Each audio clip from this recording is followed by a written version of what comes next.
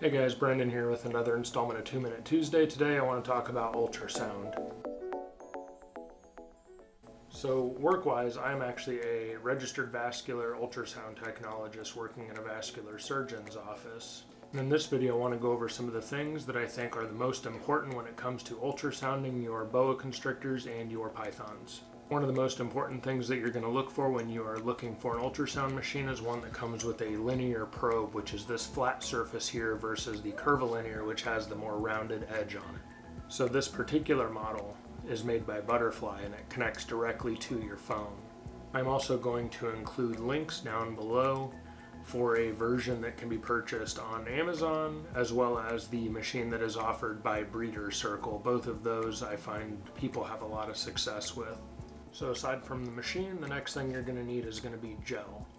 Now, you do need this gel, otherwise you're pretty much not going to be able to see a thing.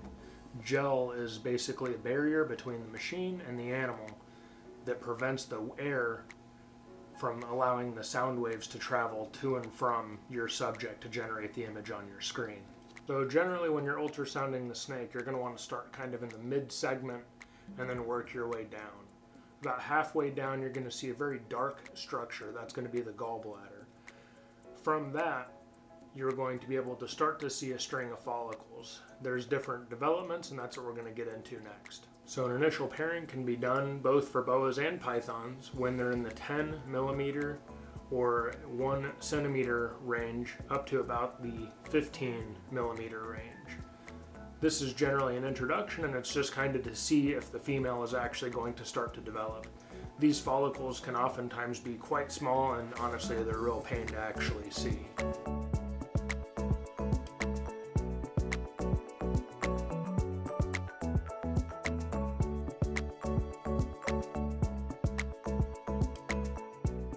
And sometimes when you pair these animals, you can check back again a month later and then there's going to be no growth. That's a sign that either the female isn't ready or that's just not her time to develop.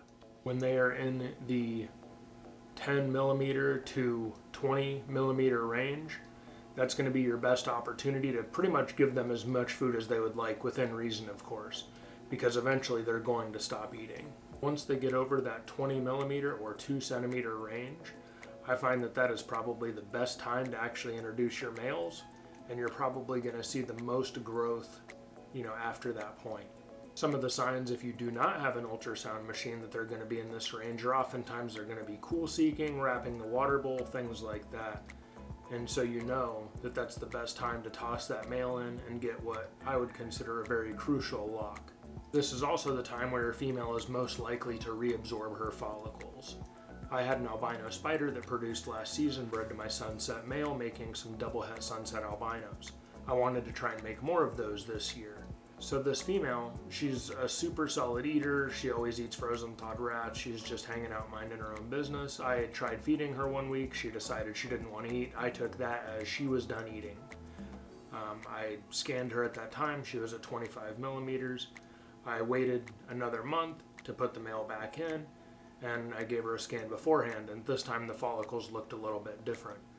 And as you can see, they have a hollow kind of appearance, and that basically means that she is reabsorbing.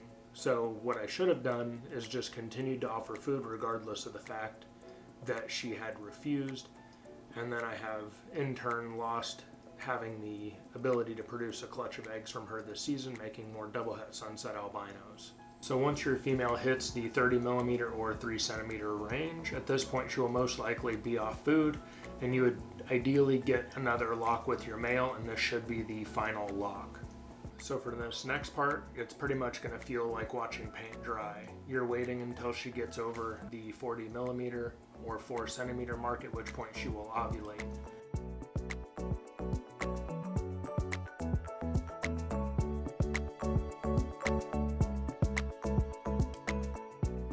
So once the female hits that 4 centimeter mark, you're guaranteed something. Hopefully eggs, could be slugs, but she should ovulate, and then within 20 days from that, she should have a shed, and then 30 days from that shed, she should have eggs.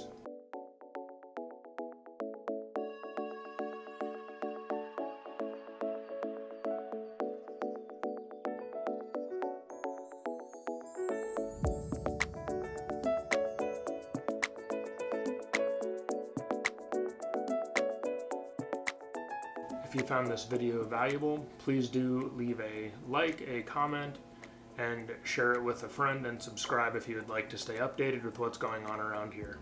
Thanks again.